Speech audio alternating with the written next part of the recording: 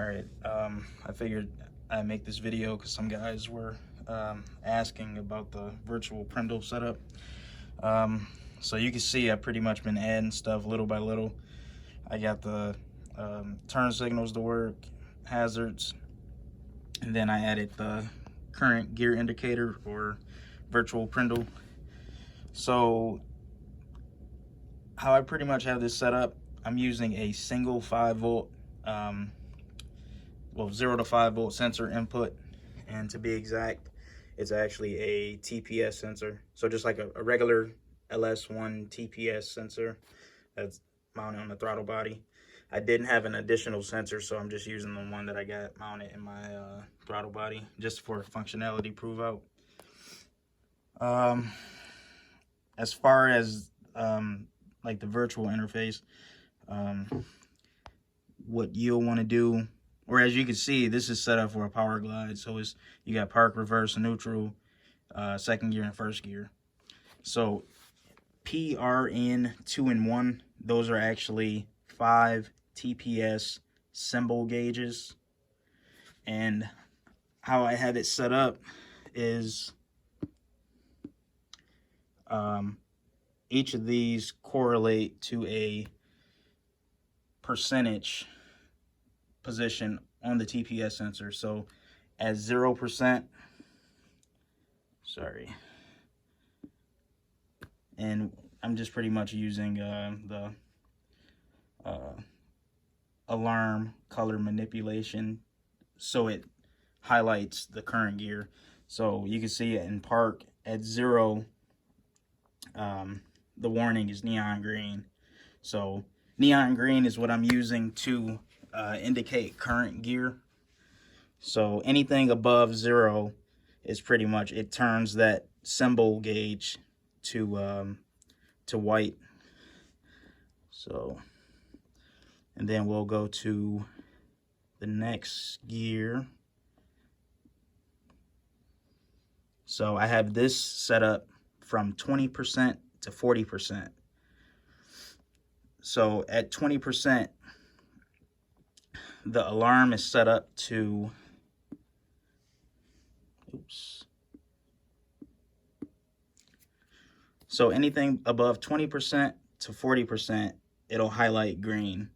Anything above 40%, it'll go back white, in which that'll be the next gear. So you kind of want it to overlap a little bit so you don't get into a situation where you have 2 gears highlighted at once.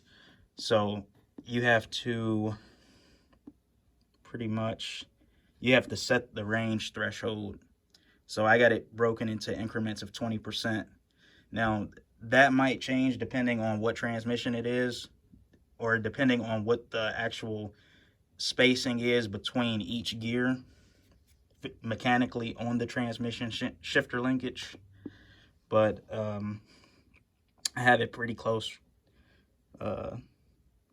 with my setup. And then the same with this one too. So I got the range set from 60 to 80. And then the warnings, anything between 60 and 80 is considered, you know, neon green, it'll highlight it. But I mean, this is something you might have to play with depending on what the spacing is between your transmission detent spacing. And I'll show you. So we are in park right now. That's 0% TPS. 20%. 40%. 60%. 80%. The nice thing about this setup is what I'll be doing is I'm going to have certain input triggers. So like reverse, for instance, since I'm running a trans brake on the back of my trans, I'll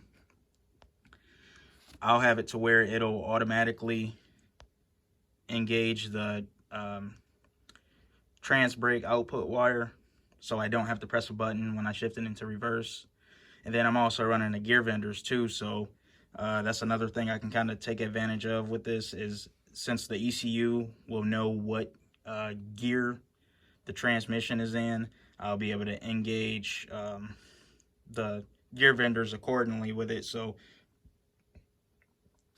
depending on what the TPS position percentage is, so like if it's at 80 in second gear, I'll know that after 80% TPS sensor percentage, set up with the additional TPS sensor, I can engage the gear vendors after that because the transmission will be in second mechanically, and then I can apply a second overdrive, which will be the gear vendors engaging whenever it's after that percentage. But yeah, if you did the trans brake setup like I'm doing, you would actually want to have some kind of safety in there too, just in case if the sensor did malfunction. You don't want it engaging the trans brake. If you had some type of sensor malfunction. But yeah, it works pretty good. But I don't know. I'm either gonna use the TPS sensor. But what I was originally thinking about using is a Low Dollar Motorsports. He sells a 2-inch stroke shock sensor.